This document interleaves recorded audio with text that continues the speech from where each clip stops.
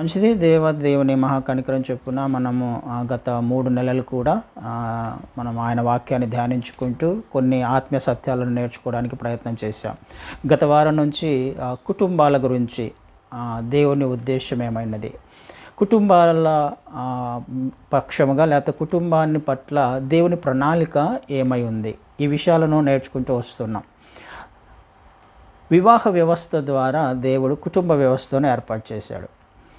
కుటుంబ వ్యవస్థను ఏర్పాటు చేసిన తర్వాత కుటుంబాన్ని ఆయన ఒట్టిగా వదిలేలా కదండి. దేవుడు ఒక ఉన్నతమైన ప్రణాళిక చొప్పున ఈ సృష్టిని చేశాడు. ఆయన ఒక క్రమానికి కర్త. ఏదో చేయాలి అని అంటే సృష్టిని చేయాల, ఏదో కుటుంబాన్ని ఏర్పాటు చేయాలి అని అంటే కుటుంబాన్ని ఏర్పాటు చేయాల. సృష్టించిన తర్వాత మీ ఇష్టం వచ్చినట్టు బ్రతకండి అనలా. ఆయన అలాంటి దేవుడు కాదు కదండి. సృష్టి క్రమాన్ని మనం ఒకసారి ఆలోచన చేసినా, ఆయన మొదటి దినం ఏమి అవసరమైందో వాటిని సృష్టించాడు, రెండవ దినం ఏమి అవసరమైందో వాటిని చేశాడు. అలా 6 దినాలు కూడా ఏ రోజున ఏది కావాలి అన్నది ఆయనకు ఖచ్చితంగా తెలుసు. ఏది సృష్టించాలి అన్నది ఆయనకు ఖచ్చితంగా తెలుసు. ఒక క్రమాన్ని మనం అక్కడ చూస్తాం. ఆయన ఏది చేసినా ఒక క్రమము లేకుండా, ఆ క్రమంలో ఆయన దానిని పట్టించుకోకుండా అట్లా గాలికి వదిలేయాల.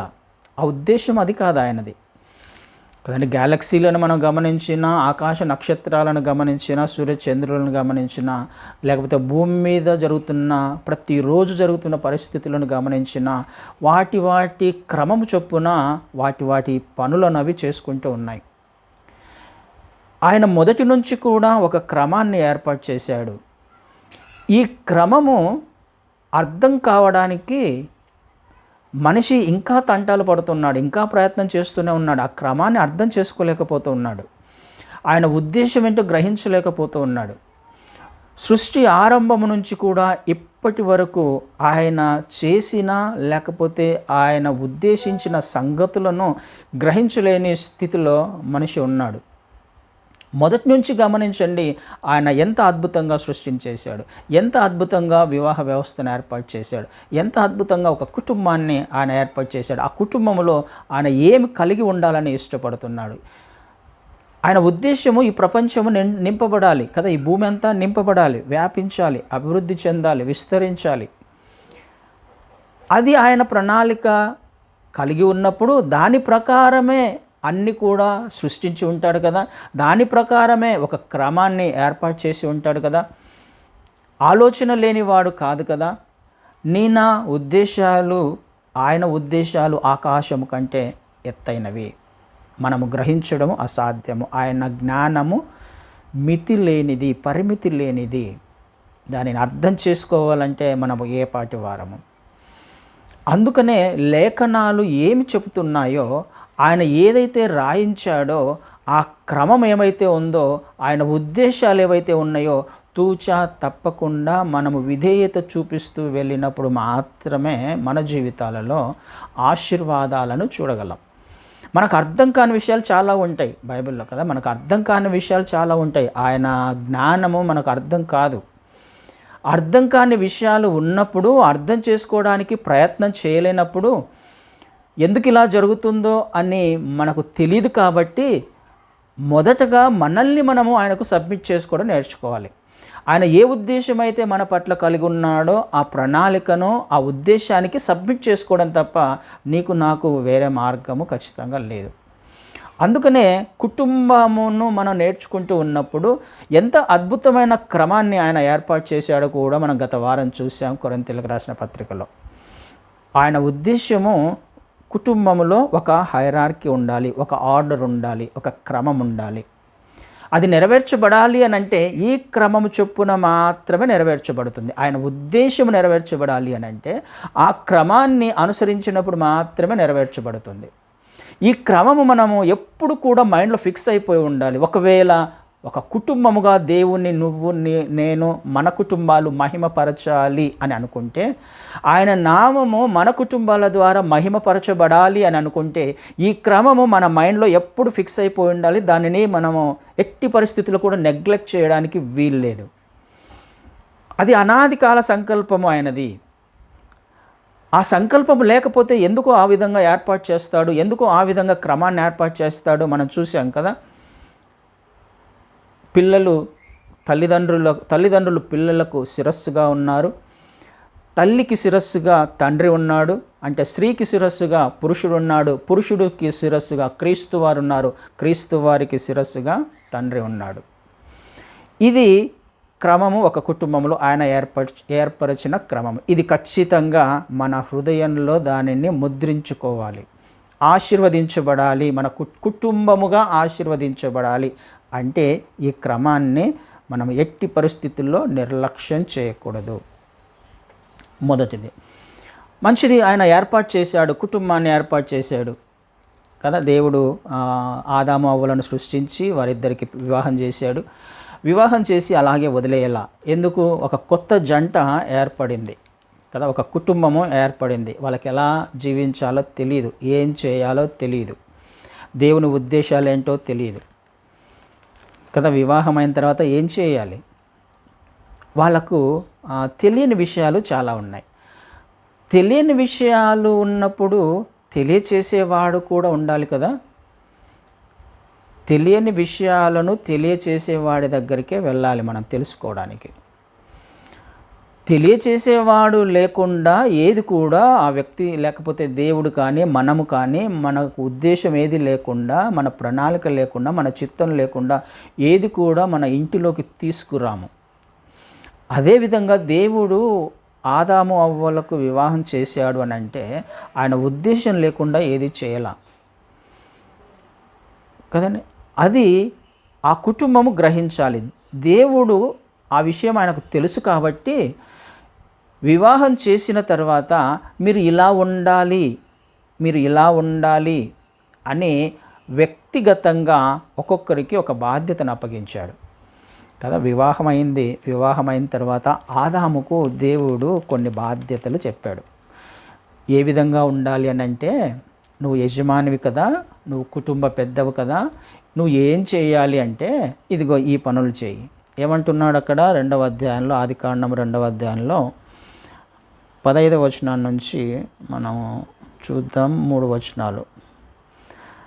2వ అధ్యాయం ఆదికాండము 15 నుంచి. మరియు దేవుడైన యెహోవా నరుని తీసుకొని ఏతేను తోటను సేద్యపరచుటకును దాని కాచుటకును దానిలో ఉంచెను. మరియు దేవుడైన యెహోవా, ఈ తోటలోనున్న ప్రతి వృక్ష ఫలమును నీవు నిరభ్యంతరంగా తినవచ్చును, అయితే మంచి చెడ్డల తెలివినుచు వృక్ష ఫలములను తినకూడదు. నీవు వాటిని తిను దినమున నిశ్చయముగా చచ్చెదవని నరునికి ఆజ్ఞాపించెను. నీవు అని మాట్లాడుతున్నాడు అక్కడ కదా. మొదటగా సృష్టించబడిన వాడు ఆదాము కాబట్టి, ఆదాము నుంచే సమస్తమును కూడా వచ్చాయి కాబట్టి, ఆ మొదటి కుటుంబము నుంచి అన్ని కుటుంబాలు వచ్చాయి కాబట్టి, మొదటగా కుటుంబ యజమానికి దేవుడు ఆజ్ఞాపిస్తున్న, దేవుడు చెబుతున్న మాటలు ఏం చెప్పడానికి ప్రయత్నం చేస్తున్నాడు, ఏమి ఆజ్ఞాపించాడు ఆయనకి అనంటే, నువ్వు తోటను సేద్యపరచాలి, నువ్వు ఈ తోటను కాయాలి, తోటను సేద్యపరచాలి, తోటను కాయాలి. అన్ని వృక్ష ఫలాలన్నీ తినొచ్చు, ఇది తినకూడదు. అన్నీ తినొచ్చు, ఇది తినకూడదు అని అంటే అన్నిట్లో ఇంకొకటి కూడా ఏముంది, జీవవృక్ష ఫలం కూడా ఉందనే కదా అర్థం. అన్నీ తినొచ్చు కానీ ఇది తినకూడదు, ఒక ఆజ్ఞ ఉంది. ఈ 3 విషయాలను మనం గమనించేద్దాం. తర్వాత కిందికి వచ్చినప్పుడు 2:19లో ఆయన జంతువులకు పేర్లు కూడా పెట్టాడు. అది ఆదాము బాధ్యత కదా. ఆదాము చేయాల్సిన పని, ఆదాముకు దేవుడు ఏ ఏ పనులు చెప్పాడు, జంతువులకు కూడా పేర్లు పెట్టినట్టుగా చూస్తున్నాం. అన్ని జంతువులకు ఏ ఏ పేర్లు అయితే పెట్టాడో అవి స్థిరపరచబడ్డాయి. దేవుడు ఆదాముకు కొన్ని పనులు అప్పచెప్పాడు, చేయాల్సిన పని. అంటే కుటుంబంలో పురుషునికి దేవుడు కొన్ని పనులు అప్పచెప్పాడు.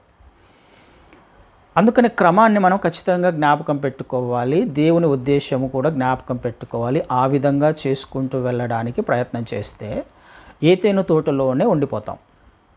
ఏతేను తోట బయటికి ఆయన మనల్ని గెంటి వేయడు. ఆశీర్వదించబడాలి, దేవుని సన్నిధిని అనుభవించాలి, దేవుని చిత్తం చేయాలి, నేను ఏదైనా తోటలోనే ఉండాలి అని అంటే ఈ క్రమాన్నే మనం అనుసరించుకుంటూ వెళ్ళాలి. ఏదైనా తోటను సేద్యపరచాలి అని దేవుడు చెప్పాడు. సేద్యపరచడం అంటే ఏంటి? ఆదాముకు తెలుసా? నువ్వు సేద్యపరచాలి అని అంటే కల్టివేట్ చేయాలని ఇంగ్లీష్లో ఉంటుంది, లేకపోతే ఇంకొక వర్షన్లో డ్రెస్ ఇట్ అని ఉంటుంది. ఆదాముకు సేద్యం అంటే ఎలా తెలుస్తుంది? నువ్వు సేద్యపరచు అని అంటే ఆదాముకు తెలుస్తుందా? తెలియదు. కాపలా కాయ దీనికి అని అంటే ఆదాముకు తెలుస్తుందా? ఆ వర్డింగే ఏంటో తెలియదు, ఆ బాధ్యత ఏంటో తెలియదు, ఆయనకి ఏం చేయాలో తెలియదు. మరి తెలియనప్పుడు దేవుడు సేద్యము అంటే ఏదో చెప్పకుండానే ఉంటాడా? కాపలా కాయడం అంటే ఏంటో దేవుడు చెప్పకుండానే ఉంటాడా? కదండి.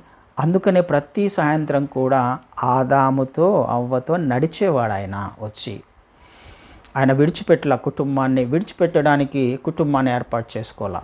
కుటుంబముతో ఉంటూ కుటుంబం ఏమి చెయ్యాలి చెప్పుకుంటూ వెళ్తూ ఉన్నాడు. సేద్యం అంటే ఇది.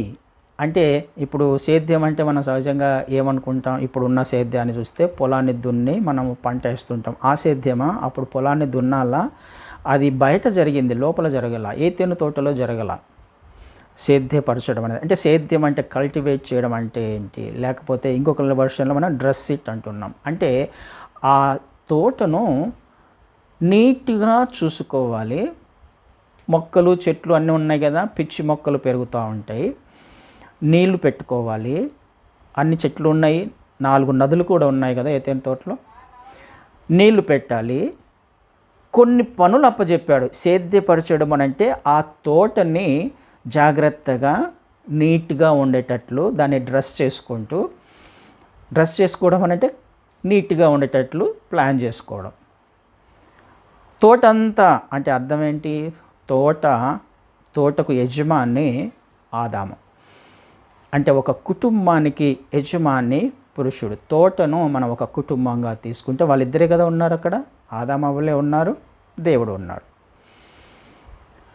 కుటుంబానికి సాదృశ్యంగా ఏదైనా తోటను మనం అనుకున్నప్పుడు ఆ కుటుంబాన్ని ఏది తీసేయాలి, ఏది ఉంచాలి, ఏది ఎప్పుడు తీసుకురావాలి, ఏది ఎప్పుడు ఏం చేయాలి అనే ఆలోచన ప్రణాళిక యజమానిది, పురుషునిది, భర్తది కదా. తోటలో ఆ ఇంటిలో కల్టివేట్ చేయడము, అవసరమైనవి పెట్టడము. కల్టివేట్ చేయడం అంటే పండడానికి అవసరమైనది, ఫలించడానికి, మనకు అవసరమైనవి మాత్రమే ఉంచుకోవడానికి, అనవసరమైనవి తీసివేయడానికి.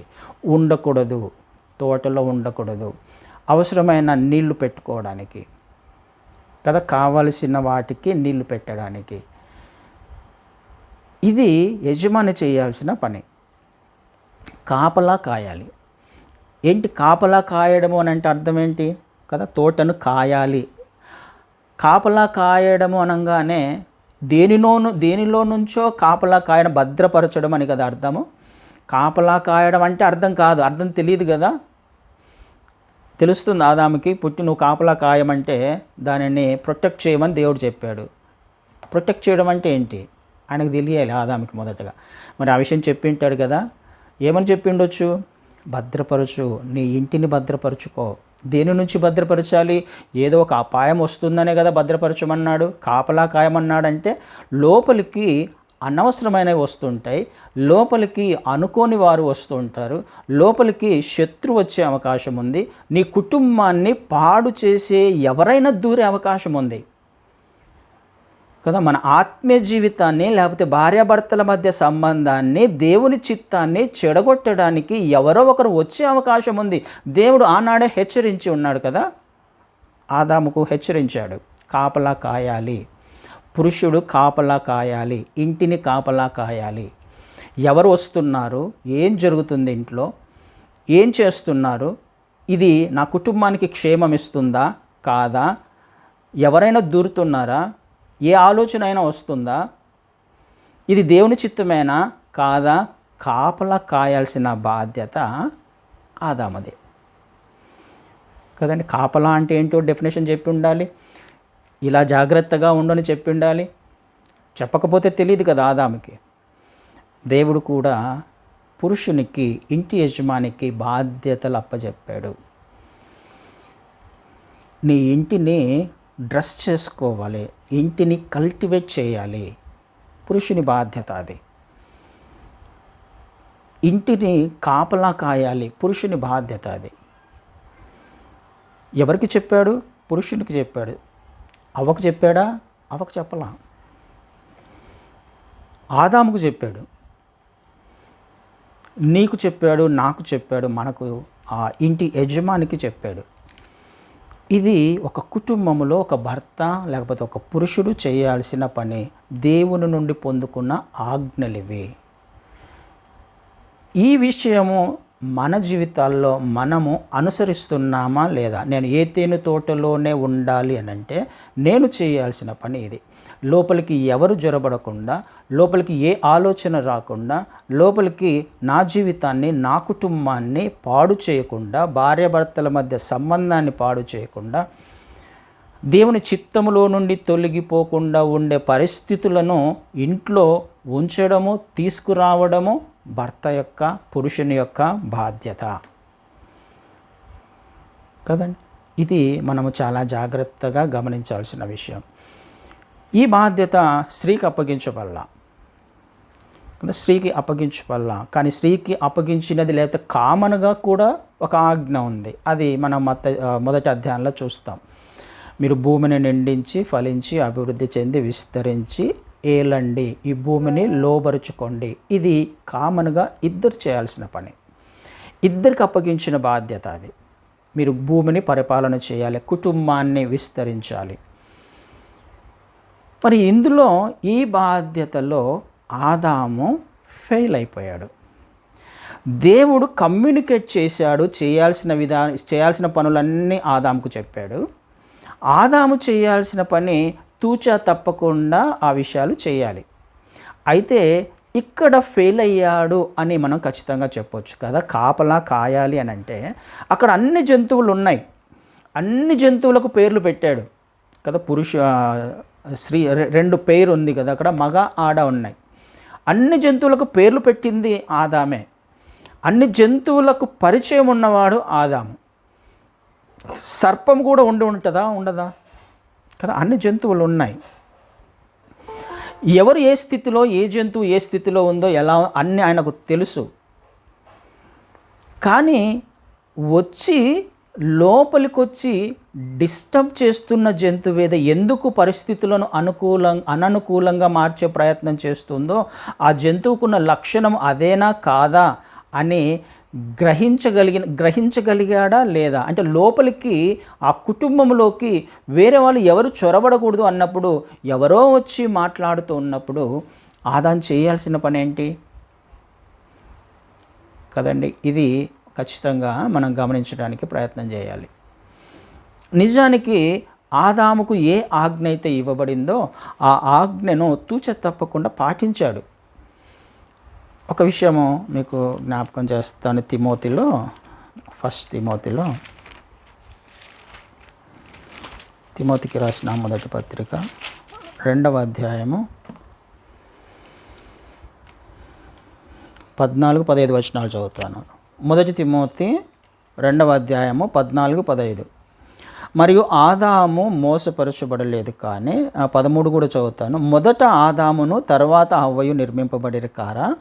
మరియు ఆదాము మోసపరచబడలేదు కానీ స్త్రీ మోసపరచబడి అపరాధములో పడెను. ఆయనను వారు స్వస్థ బుద్ధి కలిగి విశ్వాస, ప్రేమ, పరిశుద్ధతల యందు నిలుకడగా ఉండిన ఎడల శిశు ప్రసూతి ద్వారా ఆమె రక్షింపబడును. మొదట ఆదాము సృష్టించబడ్డాడు, తర్వాత హవ్వ కదా సృష్టించబడ్డారు అని చెప్తూ, ఆదాము మోసపరచబడలేదు కానీ స్త్రీ మోసపరచబడి అపరాధంలో పడెను. అంటే అర్థం ఏమవుతుంది? ఆదాము మోసపరచబడలేదు. కుటుంబంలోకి ఎవరో వచ్చి మొదటగా అవ్వతో ఆ వ్యక్తి మాట్లాడా, లేకపోతే సర్పం మాట్లాడిందా, ఆదాముతో మాట్లాడిందా? ఆదాము మోసపరచబడలేదు అంటే అర్థం ఏంటి? ఈరోజు ఒక చిన్న ఎగ్జాంపుల్, ఈరోజు ఏప్రిల్ 1 కదా, ఏప్రిల్ 1వ తారీఖు. సహజంగా ఏప్రిల్ ఫూల్ అని చేస్తూ ఉంటాం. పిల్లలు వచ్చేసి నాకు ఒక విషయం చెప్తూ ఒక విషయం ఏప్రిల్ ఫూల్ చేయడానికి వచ్చారు. ఏప్రిల్ ఫూల్ నేను అవ్వలేదు, వాళ్ళ మమ్మీ పనిలో ఉన్నప్పుడు ఏదో చెప్తే ఏప్రిల్ ఫూల్ వాళ్ళ మమ్మీ అయ్యింది అని అనుకుందాం. వాళ్ళ మమ్మీ ఏప్రిల్ ఫూల్ అయింది, ఏప్రిల్ ఫూల్ నేను అవ్వలేదు. అంటే అర్థం ఏంటి? మోసపరచబడలేదు, మోసపరచబడింది. అంటే అటెంప్ట్ అయితే చేశారు కదా, నాకు ఏప్రిల్ ఫూల్ చేయడానికి అటెంప్ట్ అయితే జరిగింది, కానీ నేను మోసపరచబడలా. అటెంప్ట్ అయితే జరిగింది ఆదాముకు కూడా. మోసపరచబడలేదు అని అంటే శోధన అన్నది ఆదాము కూడా వచ్చింది అని అర్థం కదా. ప్రయత్నం అయితే జరిగింది, దేవుడు ఖచ్చితంగా చెప్పాడు కాబట్టి దాని కన్సిక్వెన్సెస్, నువ్వు చచ్చిపోతావు అన్నాడు, నిశ్చయముగా చచ్చెదవు అని అంటాడు. చచ్చిపోవడం అంటే ఏంటో తెలియదు కదా వాళ్ళకి. అంటే తెలియదు అన్నప్పుడు చెప్పకుండా ఉండింటాడా? సో ఇది జరుగుతుంది, నిశ్చయముగా చచ్చెదవు అని అన్నప్పుడు ఆదాముకు దేవుడు చెప్పవలసిన విషయాలన్నీ కమ్యూనికేట్ చేశాడు పర్ఫెక్ట్గా. అందుకని ఆదాము భయముతో, భక్తితో, లేకపోతే దేవుని చిత్తము నెరవేర్చడానికి ఎవరో వచ్చి మాట్లాడుతున్నప్పుడు అవకాశం ఇవ్వాల. సర్పం వచ్చి మాట్లాడుతున్నప్పుడు అవకాశం ఇవ్వాల. దేవుని చిత్తం కాదు, దేవునితో పరిచయం ఉన్నవాడు ఆదాము, అందుకని అవకాశం ఇవ్వాల. దేవుడు చెప్పాడు ఖచ్చితంగా ఇలా చేస్తే నువ్వు నిశ్చయముగా చచ్చేదవు అని. తెలుసు కాబట్టి ఆదాము అవకాశం ఇవ్వాల, మోసపరచబడలేదు. కానీ ఈ విషయము అవ్వ దగ్గరికి వెళ్ళేసరికి అవ్వ మోసపరచబడింది, శోధనలో పడిపోయింది. అంటే ఇక్కడ ఇంకొక విషయం కూడా మనకు అర్థం అవ్వాలి. దేవుడు చెప్పిన విషయాలు ఆదాముకు చెప్పాడు, కానీ అవ్వకు చెప్పాలా ఈ విషయం. నిశ్చయముగా చచ్చెదవు పండు తిను దినమున అనే విషయము అవ్వకు చెప్పలేదు, కానీ దేవుడు ఆదాముకే చెప్పాడు. ఎందుకు? వాళ్ళిద్దరూ వేరు కాదు అన్నది మొదటి రీజన్ కదా. ఇద్దరు ఏక శరీరులై ఉందురు అనే మాట చూస్తాం కాబట్టి వాళ్ళిద్దరూ ఒక్కటే. అవ్వకు శిరస్సుగా దేవుడు ఆదామును పెట్టాడు, పురుషుణ్ణి పెట్టాడు యజమానిగా. కాబట్టి యజమానికి కమ్యూనికేట్ చేశాడు. క్రమాన్ని కూడా మనం చూసాం కదా. పిల్లలు, స్త్రీ, తర్వాత పురుషుడు, తర్వాత దేవుడు, తర్వాత తండ్రి. ఎవరికి కమ్యూనికేట్ చేశాడు? క్రీస్తువారు లేకపోతే దేవుడు? పురుషునికి కమ్యూనికేట్ చేశాడు. క్రీస్తువారి నుంచి రావాల్సిన ఆజ్ఞ పురుషునికి వచ్చినాయి. ఇప్పుడు ఈ పురుషుడు ఏం చేయాలి? ఈ కుటుంబంలో ఈ పురుషుడు ఏం చేయాలి? భర్త ఏం చేయాలి? భార్యకు కమ్యూనికేట్ చేయాలి. ఏ విషయమైతే దేవుని నుంచి పొందుకున్నాడో, ఏ విషయమైతే దేవునితో సహవాసంలో ఉండి ఆయన నుంచి పొందుకునే ప్రయత్నం చేశాడో, ఆజ్ఞ కావచ్చు, ఆశీర్వాదం కావచ్చు, ఏదైనా కావచ్చు, దేవుని నుండి పొందుకున్న ఈ విషయము, ఈ కమ్యూనికేషన్స్, ఇవి నెక్స్ట్కి ఫార్వర్డ్ చేయాలి, పాస్ చేయాలి, కరెక్ట్గా ఎగ్జాక్ట్గా పాస్ చేయాలి, ఉన్నది ఉన్నట్టుగా పాస్ చేయాలి. దేవుడు ఇలా చెప్పాడు అని పాస్ చేయాలి. విషయం అయితే చెప్పాడు, కానీ పాపం ఆదాము కమ్యూనికేట్ చేశాడు కదా. ఆ విషయం మనకు 3వ అధ్యాయం చూస్తే ఆదికాండంలో మొదటి వచనాల్లో ఇది నిజమా అని సర్పం వచ్చినప్పుడు, అవును దేవుడు చెప్పాడు, దినమున చచ్చిపోతావు అని చెప్పేసి దేవుడు మాతో చెప్పాడు అన్న విషయము అవ్వకు తెలుసు. కానీ దాని యొక్క కన్సిక్వెన్సెస్ ఎలా ఉంటాయి అని ప్రాపర్గా కమ్యూనికేట్ చేయలేకపోయాడు. ఇది కుటుంబాలలో జరుగుతున్న విషయము. దేవుని యొక్క ఉద్దేశము ఖచ్చితంగా అర్థం కావాలి మనకి. ఇన్డెప్త్గా, చాలా లైట్గా తీసుకుంటాం దేవుని, ఊరికే చదువుకుంటూ వెళ్తూ ఉంటాం. కానీ ఆయన ఉన్నతమైన ఉద్దేశాలు, ప్రణాళిక, డీప్గా ఆయన ఏం కోరుకుంటున్నాడు మన నుంచి, ఎలా ఉండాలి అని కోరుకుంటున్నాడు. ఇలాగే ఉండాలి కదా, కమ్యూనికేట్ చేయాలి. దేవునితో పైనుంచి క్రీస్తువారి నుంచి సంబంధం కలిగిన వాడు యజమాని అయినప్పుడు, యజమానికి క్రీస్తువారికి దేవునికి సత్సంబంధాలు ఉన్నప్పుడు కదా, ఆత్మీయతలో ఎదిగే ప్రయత్నం చేస్తున్నప్పుడు, ఆత్మీయునిగా ఉన్నప్పుడు, ఆయనతో సహవాసంలో ఉన్నప్పుడు ఏదైతే పొందుకున్నాడో అది ఎగ్జాక్ట్గా కుటుంబానికి పాస్ చేయాల్సిన బాధ్యత యజమానిది, ఆదాముది. చెప్పడం అయితే చెప్పాడు, కానీ పండు తినకుండా ఆపలేకపోయాడు కదా. దాని యొక్క రిజల్ట్ ఎలా ఉంటుందో కన్సిక్వెన్సెస్ గురించి వివరించలేకపోయాడు, సరిగా ఎక్స్ప్లెయిన్ చేయలేకపోయాడు. అందుకు పొరపాటు జరిగిపోయింది అక్కడ.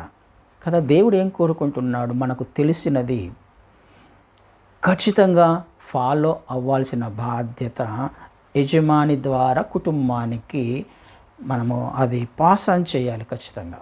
ఈ విధంగా చేస్తే ఈ విధంగా ఉంటుంది కదండి. ఇది ఆడ తప్పిపోయినట్టుగా మనం చూస్తూ ఉన్నాం. తెలుసు కదా తనకి దేవుడు చెప్పిన ఆజ్ఞ, తీసుకొచ్చి పండు ఇచ్చినప్పుడన్నా వారించాలి, కాదనాలి.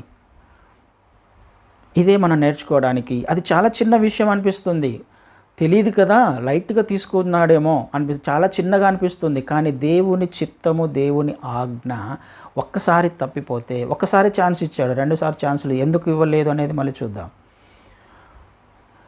ఆయన ఖచ్చితంగా ఆ కుటుంబంలో శిరస్సుగా ఉండడానికి ఇష్టపడతాడు. ఆయన చిత్తము కుటుంబంలో నెరవేర్చబడాలి. ఆయనకు ఒక ప్రణాళిక ఉంది నీ కుటుంబం పట్ల, నా కుటుంబం పట్ల. యాక్సిడెంటల్గా ఊరికేనే మనం ఈ లోకంలోకి రాలా, ఒక కుటుంబంగా మనం ఏర్పరచబడాల. ఆయనకు ఒక ఉన్నతమైన ప్రణాళిక ఉంది. అది నెరవేర్చబడాలి అని అంటే నీకు దేవునికి సంబంధం ఖచ్చితంగా ఉండాలి. యజమానికి దేవునికి సంబంధం ఖచ్చితంగా ఉండాలి. ఆ సంబంధమే నెక్స్ట్ లెవెల్లోకి నువ్వు పాస్ చేయగలిగి ఉండాలి కదండి. ఇది మనం ఖచ్చితంగా నేర్చుకోవడానికి ప్రయత్నం చేయాలి. అందుకని ఆడ 15లో అంటాడు ఆయన, 2వ అధ్యాయం 15వ వచనంలో తిమోతిలో, అయినను వారు స్వస్థ బుద్ధి కలిగి విశ్వాస, ప్రేమ, పరిశుద్ధతల యందు నిలకడగా ఉండిన ఎడల శిశు ప్రసూతి ద్వారా ఆమె రక్షింపబడును. అవ్వ గురించి ఆజ్ఞలు ఏమి మనకు పాత నిబంధనలో కనిపించవు కదా, లేకపోతే ఆ ఆదికాండంలో కనిపించవు. అవ్వను దేవుడు ఏం చేయమన్నాడు, ఏం చేయాలని ఆయన యొక్క ఉద్దేశమైంది అనే విషయము మనకు స్పష్టంగా క్లారిటీ లేదు. కానీ నూతన నిబంధనలోకి వచ్చేసరికి పౌలు గారి ద్వారా ఒక క్లారిటీని తీసుకొని వస్తున్నాడు. అవ్వకు దేవుడు, లేకపోతే స్త్రీకి దేవుడు ఏం ఆజ్ఞాపించాడు, ఏ విషయాలు చెప్పాడు, వాళ్ళు ఎలా ఉండాల్సింది అని అంటే వాళ్ళు తప్పిపోయారు. కానీ యాక్చువల్గా వాళ్ళు ఎలా ఉండింటే బాగుండు అని అంటున్నాడంటే, వారు స్వస్థ బుద్ధి కలిగి విశ్వాస, ప్రేమ, పరిశుద్ధతల యందు నిలకడగా ఉండిన ఎడల, వాళ్ళు తప్పిపోకుండా ఉండింటే, విశ్వాస విషయంలో, ప్రేమ విషయంలో వాళ్ళు తప్పిపోకుండా ఉండింటే, పరిశుద్ధతల యందు అపరిశుద్ధపరచబడకుండా పాపాన్ని వారు ఒకవేళ ఉండింటే, వాళ్ళు చక్కగా పిల్లలను కంటూ వారు ప్రొటెక్ట్ చేయబడి ఉండేవాళ్ళు, భద్రపరచబడి ఉండేవాళ్ళు. అపాయం రాకుండా ఈ అవ్వ రక్షించబడేది, లేకపోతే ఆ కుటుంబం రక్షించబడేది అని కదా. ఆమె రక్షించబడును, అంటే సేఫ్టీ గురించి మాట్లాడుతున్నాడు. ఒకవేళ వాళ్ళు బుద్ధిగా ఉండి దేవుడు చెప్పిన పని చేసి ఉన్నట్లయితే వాళ్ళు రక్షించబడి ఉండేవాళ్ళు.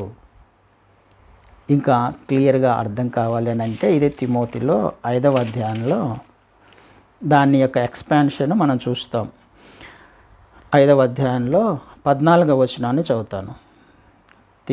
మొదటి తిమోతి 5వ అధ్యాయం 14వ వచనం. కాబట్టి యవన స్త్రీలు వివాహము చేసుకొని పిల్లలను కని గృహ పరిపాలన జరిగించుచు నిందించుటకు విరోధికి అవకాశం ఇయ్యకుండవలనని కోరుచున్నాను. ఆదాము చేయాల్సిన పని గురించి స్పష్టంగా మనం అక్కడ చూసాం. అవ్వ చేయాల్సిన పని గురించి కూడా మనం అక్కడ చూస్తూ ఉన్నాం. దేవుడు వాళ్ళిద్దరికి ఇచ్చిన ఆజ్ఞ భూమిని నిండించాలి, వాళ్ళు ఫలించాలి, అభివృద్ధి పొందాలి, విస్తరించాలి. వీళ్ళిద్దరూ చేయాల్సిన పని అది. గృహ పరిపాలన చేసే బాధ్యత స్త్రీకి అప్పగించబడింది అని చూస్తున్నాం కదా ఇక్కడ. యవన స్త్రీలు వివాహము చేసుకొని పిల్లలను కనే గృహ పరిపాలన జరిగించుచు ఇంటిని చక్కగా పరిపాలన చేసుకుంటూ, ఆదాము తోటను, ఇంటిని, లేకపోతే బయటికి వెళ్ళి సేద్యపరుచుకుంటూ మొత్తాన్ని బయట లోపల క్లీన్ చేసే ప్రయత్నం చేస్తూ ఉన్నప్పుడు అవ్వ ఏం చేయాలి? లోపల ఉన్న పరిస్థితుల పట్ల కూడా, ఇంట్లో జరుగుతున్న విషయాల పట్ల, పిల్లల విషయాల పట్ల శ్రద్ధ కలిగి పిల్లలను చక్కగా దేవుని చిత్తంలో, ఇప్పుడు ఆదాము అవ్వకు కమ్యూనికేట్ చేయాలి, అవ్వ పిల్లలకు కమ్యూనికేట్ చేయాలి కదా. విషయం ఏదైతే ఉందో, దేవుని చిత్తం ఏదైతే ఉందో ఆ చిత్తాన్ని ఈ అవ్వ పిల్లలలోకి తీసుకురావాలి. ఆ చిత్తాన్ని పిల్లలలో పాస్ ఆన్ చేయాలి. ఈ క్రమము దేవుని చిత్త ప్రకారం ఒకవేళ జరుగుతూ ఉన్నట్లయితే ఆ కుటుంబము ఆశీర్వదించబడుతుంది కదా. ఇది మనం నేర్చుకోవడానికి ప్రయత్నం చేయాలి. పిల్లలు ఎవరైతే ఉన్నారో వారిని చక్కగా పెంచి ఇంటిని పరిపాలన చేసే, కుటుంబాన్ని పరిపాలన చేసే, కేవలము పిల్లలను వరకు మాత్రమే కాదు కానీ కుటుంబ యొక్క బాధ్యత కూడా యజమానురాలికి అప్పగించబడింది. యజమానురాలికి లేకపోతే ఆ ఇంటి యజమానురాలికి తెలియకపోతే ఆ బాధ్యత లేకపోతే ఆ తప్పు యజమాని మీదకే వెళ్తుంది కానీ స్త్రీ మీదకి ఖచ్చితంగా వెళ్ళదు. సరిగా కమ్యూనికేట్ చేయలేకపోతే, అందుకనే దేవుడు ఎవరిని అడిగాడు తప్పు చేసినప్పుడు? ఆదాముని అడిగాడా, అవ్వని అడిగాడా? ఆదాముని అడిగాడు. పురుషుణ్ణి అడుగుతాడు దేవుడు లెక్క. ఏం చేస్తున్నావు ఆదాము, ఏం చేసావు, ఎక్కడున్నావు? దేవుడు లెక్క అడిగేది ఆ ఇంటి యజమానినే. ఎందుకు ఇలా చేసావు, ఇలా జరుగుతున్నప్పుడు ఎందుకు నువ్వు అలా ముందుగానే గద్దించలేకపోయావు, ముందుగానే దానిని స్టాప్ చేయలేకపోయావు, ముందుగానే ఆ పరిస్థితులు జరగకుండా చూసుకోలేకపోయావు?